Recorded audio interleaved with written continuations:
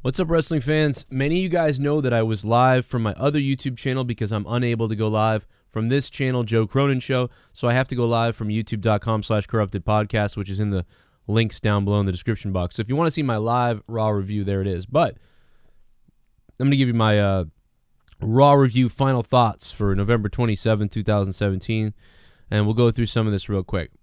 The first thing I want to say is the stuff that I liked. I can tell you the stuff I liked so quickly. On one hand, I can count what I liked about this Raw. Thought it was a very abysmal, terrible episode of Monday Night Raw. I would say one of the things I enjoyed was Dana Brooke cutting that promo and then immediately the match starting and her talking about how she has to start early on Asuka and then she just gets like obliterated in the submission hold right away and she taps. It's got to be, like they said, some sort of record or something like that. It could be some kind of record probably. So I love that. The next thing I loved was Matt Hardy finally doing the delete stuff, albeit the crowd was so piss poor and dead. The crowd would really ruin everything. It would ruin good moments that were good. They were worse because the crowd. Bad moments were very bad because of the crowd. Basically, the crowd just made everything so much worse. Tennessee sucks as far as WWE goes. I have a lot of friends in Tennessee, funny enough, and they're just like, I don't know what to tell you. And I don't know what to tell you either. It's happened sometimes in Boston because we have like a mixed crowd here. Sometimes we get like the hardcore wrestling fans, and sometimes you get the families. It's kind of similar to Pittsburgh in that way. Pretty much, in New York, you're going to get that hardcore crowd. In Philly, you're going to get that hardcore crowd. In Chicago, Chicago's actually been split sometimes, but usually you're going to get that hardcore crowd. But in Boston, sometimes it's like half and half. So sometimes I'm like embarrassed the crowd wasn't better. But then some nights it's like old school. So it depends on what you get in Boston. But anyway, the Tennessee crowd was just terrible. So one thing I loved was Dana Brooke and Asuka. Loved that. And then Paige in the Absolution came out. Was it Absolution? I think it's Absolution. I might be crazy. It is late. I'm getting kind of crazy. I like their name, even if I'm saying it wrong and I forgot what it really is. I like them. I thought what they did was actually real. I think what they're doing is a stepping stone. Every time I see them, I believe them more, and it gets more real. Asuka ended up backing up and walking away from them in that segment, though. I thought that was weird to have the face walk away, although it's an obvious smart move. And they couldn't attack each other because if they attacked Asuka, that would start to make Asuka look weird and weaker. And if she had beaten their asses, they would have looked weak. I thought maybe they could have like stood outside the ring and then told her like, hey, think about joining us, and then leave Asuka to think about that. And then Asuka to walk away too or something. And then everybody would have looked, I think, better if they'd maybe done that. But instead they chose to have Asuka back up. And, not really sure what the reason was for there. It was very out of character to me that they would have somebody do that. Usually a face would never do that. But anyway, I like the segment anyway. So if you count the Dana Brooke moment and that, I think we're up to like 4 minutes or 5 minutes of something I liked. And then if you count Matt Hardy doing the delete thing, even though the crowd was dead and stupid, that was like a minute. So we're up to 5 minutes that I enjoyed Raw. And I think that's about it. I mean, the harmonica thing was so stupid. It was kind of funny, but, I don't know. The Samoa Joe choking out Roman Reigns was great, but what was that, like a couple minutes too? So that was fun. And that's really about it. I mean, Braun Strowman showed up. Didn't feel that impressive. It was the worst place to be for the culmination of this. And I know that KANE is from the area, but it just wasn't good. Nothing was really good tonight. The crowd even cheered Roman, and that's not even why I'm mad. Because, hey, whatever, he's going to get booed in certain towns and cheered other places. But I thought it was very telling that an audience that was so piss poor and quiet cheered Roman Reigns and cheered that he deserves it. You deserve it. You deserve it. But where a crowd would boo Roman Reigns, they would have been loud all night. But so that's one thing, and I'm a mix of everything. I'm not like a smark or Mark or whatever the hell you want to call it. I'm definitely not casual. But for all the casual fans out there that always say like, oh, the smarks are ruining things, I mean, take a look at what the casuals did tonight. They ruined everything. They sucked. All the families, all the casual people that walked in from Bumblefuck wherever, like it just got ruined. Like it was so bad. Terrible. I don't know why I just yelled that in the mic. Terrible. The only other thing that I thought was good, maybe I'm missing something, but the other thing I thought that was good was the cruiserweights. I thought the cruiserweights had a decent amount of time. Not the best still. I think Jake DeMarco told me earlier it was like 7 minutes. I thought it was like 10, but they had a decent amount of time. Again, I think the crowd no-sold their decent match, like a really good match. It was like one of the best matches of the night.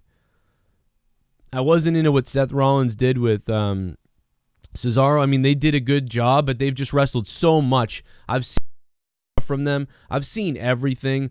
They had a good match. And that's the thing that kills me is like this match is pretty good, but I thought it could have been 3 or 4 minutes shorter. And in front of that dead crowd, that was a poor decision to put on a wrestling match like that in front of this crowd. Just this crowd.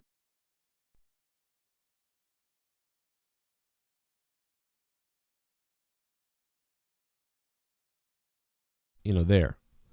But in front of this crowd, just, forget about it. I keep seeing my volume pausing, and I don't know if it's affecting the video. I hope not, because I'm working my ass off to get all these things done. But anyway, those are the things that I liked about Raw. It's much easier to just tell you what I liked about Raw because everything else is bad. Elias, I kind of like Elias. I like it when Elias says, "Who wants to walk with Elias?" He does that in Philadelphia or New York. If we're in New York or Philly coming up soon in front of a good crowd, I guarantee they cheer for that. He's just going to go, especially, when he was against Jason Jordan, because people just hated Jason Jordan. Bored by Jason Jordan. Funny tonight that Roman Reigns got cheered a little bit, although even the people that cheered him, it was pathetic cheer. It was almost like nobody booed him. Like some people booed him. Nobody really reacted to him. But the same cheers that you would normally hear for him were there, but this time you could hear them because there wasn't boos just drowning it out. And there were boos too. But just, I don't know, man, that just shows you how pathetic things are. I mean, it's confusing as hell. You go to some places where the crowd is loud and good, but the whole hard cam section is not sold. And there's other sections that are not sold out. You go down to Tennessee, and they almost sold out that building, it looked like. And yet the crowd is dead. Are those people on drugs down there? I mean, like, what is going on? I really don't understand what was happening there with that shit. So Rollins and Cesaro have like a good sort of 6 out of 10 match.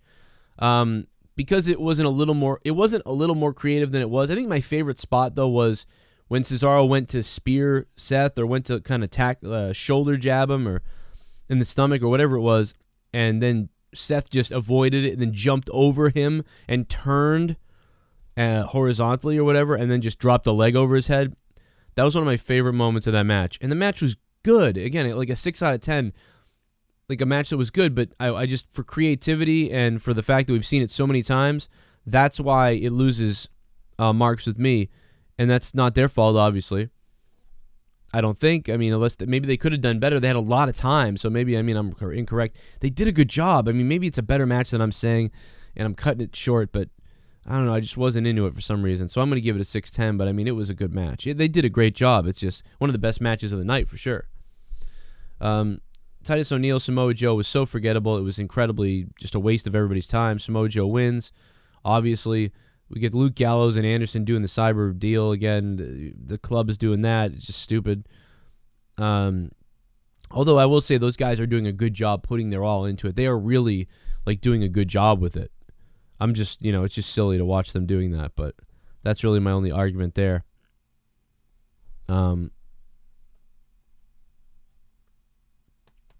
The absolution, yeah, then that thing happens, everything. Let me see what else we got here in the notes. Well, then we get Matt Hardy versus Bray Wyatt, and we've seen Matt Hardy sort of start to lose a little bit and have these breakdowns, very similar to what he did with Jeff Hardy. They were starting to lose at the end, and they were clearly going into this with Dash and Dawson, and then the injury happened and everything got messed up, and now it's almost like it's been reset now. And on top of that, it looks like apparently the rumors are true that Matt Hardy is going to own the gimmick on December 15th. So with all that being added and computed and thrown in, you can basically guess where they're going here. Finally, which I told you I was done talking about it because I'm just done, But obviously very clear tonight with Matt Hardy delete, and then, Michael Cole being like, is he having a breakdown or whatever? I hope they string it out a little longer so that when it actually becomes absolutely evident that he is broken, that it is in a city that cares and that it's in a place that's special, and they won't pan to the crowd and see 6 people doing this and nobody else doing it, you know. But let's see what they do. We'll find out. Will Matt Hardy WWE Broken be better than the TNA version? I don't know. Probably not. Probably nothing will be this special ever again, but maybe it can be. The other interesting thing is in TNA when he did this, he was losing and that stuff, and he went broke and he went crazy. But the funny thing is, right after he had his initial feud there, he immediately blamed Jeff Hardy because Jeff Hardy got injured in that motorcycle or that whatever, motocross accident or whatever. He was doing some stunt and he hurt his leg or whatever it was. So, you know, Matt Hardy blamed his brother for ruining their title run and started calling him Brother Nero and all that stuff, and that's what started this whole damn thing. So, you know, it would be really interesting if he started doing that again. He started blaming his brother again because Jeff is, again, injured and everything. And he could just go nuts and do that. I mean, so it's interesting that it's paralleling very similar to what happened in TNA in a way. Only thing that's different is Matt Hardy isn't in the title hunt like I think he was in TNA. He was like, he'd just been the world champion and everything. But anyway, Bray Wyatt and Matt Hardy was all right. As expected, Matt Hardy loses, and I thought he would have some sort of meltdown at the end. I didn't expect him to start doing the delete. I will say that. I thought he might start being like, you know, like and acting like a weirdo, you know, like, you know, looking up at the sky and like walking to the back, kind of shaking and acting weird. And like then I thought I was going to build week to week going forward, but I was surprised to see him just be like, fuck it, delete. And it's too bad because if that was in front of like a crazy crowd, like people would have been just jizzing all over the place. But I'll tell you what, you could have brought Hulk Hogan out there tonight and that crowd would have been tired and quiet. You could have brought John Cena out to admit that he's actually into men, you know what I mean? And they still would have been quiet. I mean, that's about it. I mean, maybe Roman Reigns could have gotten naked. Maybe some of the men in the crowd would have liked that. And the women definitely would have. So maybe that's what you could have done. You could have Roman Reigns get naked. How terrible is that? That out of all the things I just said, Stone Cold could even come out. Hulk Hogan could come out. John Cena could make out with a guy in the ring. All these things could happen, and the crowd would just no-sell it. Except, I think, if Roman Reigns oiled up his chest and took off his clothes, that might actually get over in Tennessee. I don't know why. I don't know what's up with that place. But every time they're there, it's terrible. Go back and watch. Go back and watch any Raws from Tennessee. They've been there a lot.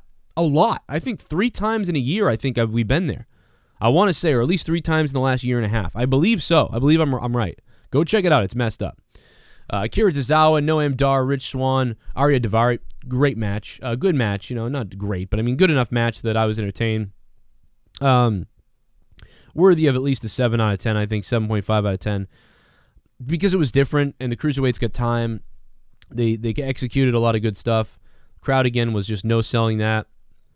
Elias and the harmonica crap happened. Stupid. Roman Reigns and Elias had a decent little match. They had a pretty good little match, you know, trying to make Elias pretty believable and everything like that.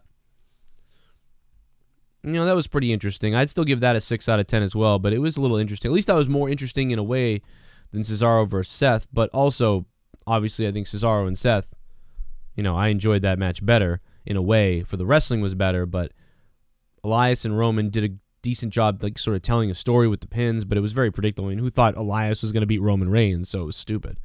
You know, Cesaro and Seth, I thought maybe anybody could win, but definitely figured Seth would pick up a win since he needs to pick up next to his buddy Roman, you know. And Seth Rollins beat Cesaro. But it's so weird to split up the tag teams and then have them fighting each other. Like, I don't understand that. Just have the tag team match, or, you know, they've just wrestled so many damn times. Like, have somebody else for Seth. Have Cesaro and Sheamus watching Seth's match. You know, I don't know, do something, but I just, like, there they are again. But I mean, good, I don't know, good matchup, so whatever. KANE and Jason Jordan was just AIDS. Of course, they went with the whole knee injury angle. Then KANE is strong, so he beats the crap out of Jason Jordan. Then Finn Balor has to come out. People kind of pop for that. That was kind of interesting. I kind of like that. But then Balor was really just there to get his fucking ass whipped again by KANE. Like, wow, KANE, the big red old machine, beats up Jason Jordan, the guy that you're trying to build for no reason as Kurt Angle's son. But he's got a knee injury, guys, so it makes sense why he couldn't beat up KANE, because he's got a knee injury. But Finn Balor comes out fresh, and he can't beat up KANE. So you've just told me that Finn Balor can't beat up KANE, but thank God Braun came out and did it, and just I thought that was, I don't know, man. I mean, if you didn't have Balor in that situation, it wouldn't have been as exciting because it was exciting that he came out and then he got beat up, though. But then Braun came out. So it really helped the story. So I can see why WWE did it, and I get the perspective of WWE on doing that.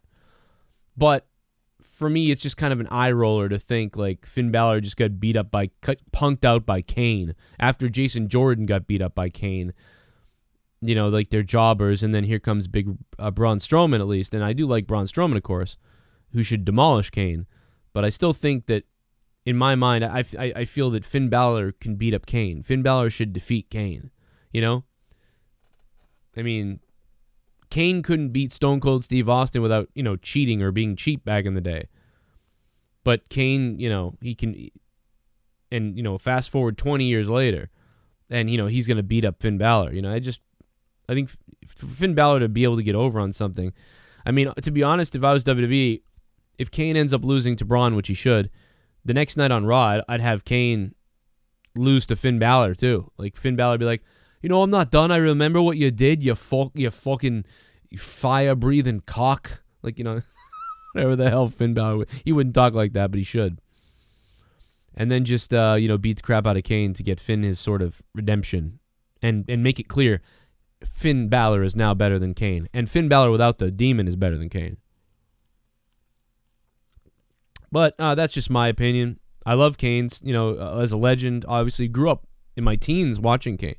You know, and Isaac Yankem when I was like 12, you know.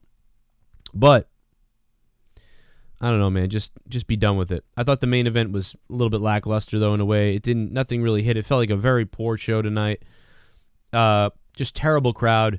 And all in all, I gave the show about a 3 out of 10 or something. You guys can go watch my live review, listen to the callers, listen to what Jake had to say about it, listen to what Jaron had to say about it. I had him on the phone call the whole time. He did a good job. We had a good conversation over there.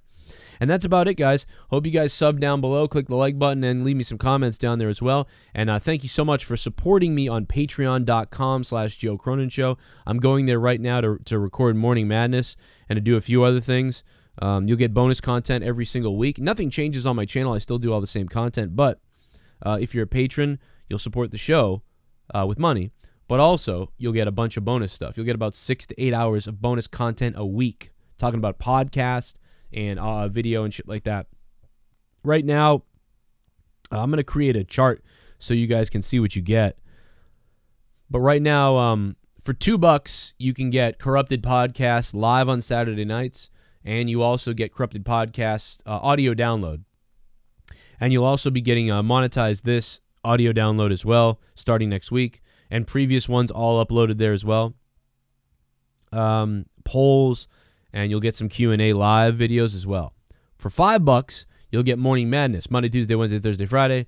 The Saturday Corrupted live, and the audio, and the monetized this, and the other things. And pretty much just about everything. And I'm also going to be bringing a retro show to Patreon as well. Once a week, I'll be doing a retro episode. That will be included with the $5 patrons as well. So I'm just adding more to the $5 category. And because so many people have upped their Patreon to $10, I'm going to create something for $10 as well, just because so many people are up in that area now too, just because they wanted to. So I want to give you guys something. And then obviously tons of people have been going over like 20 and 30 and 50 and a couple hundreds there with Shell and Vito and Brian Himmelfarb and just a lot of you guys. Like, it's crazy doing other things. So we're coming up with stuff to do. And that's about it. I rambled on. Go check out the live video if you guys want to see that. YouTube.com/Corrupted Podcast.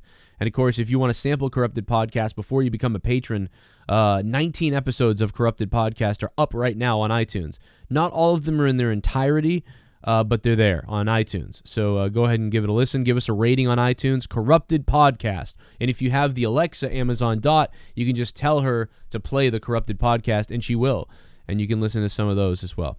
All right, I'm done babbling. Thanks for listening, guys. Leave a like if you like, and sub, and share this video with friends. If you have wrestling friends and other people that you know, family, whatever, if you want to go on Facebook and share the videos that I have, copy and link my videos all over the place. Send them everywhere. If you can't donate and you can't do that stuff, but you love the show or you like what I do here at least a little bit, do that for me. Do what you can to spread the word about the show in a good way all over the place. And that's it. I'm out. I'll see you later, guys. Become a member of the Cronin Club. by going to patreon.com/Joe Cronin Show.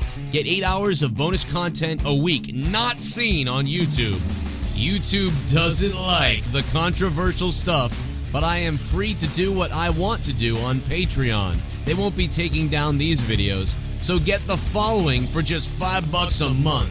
Access to polls, the Corrupted podcast, every week featuring myself, Ken, and Justin Bailey. Morning Madness, 5 days a week. The ability to download all audio to save your data plan. Episodes of Monetize This, uploaded in audio form.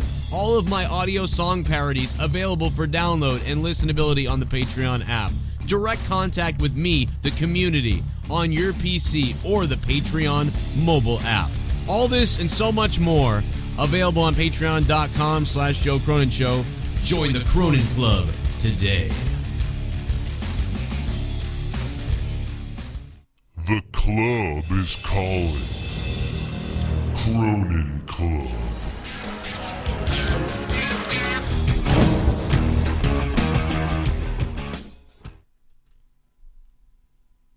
Check out these other videos from me. They're pretty cool.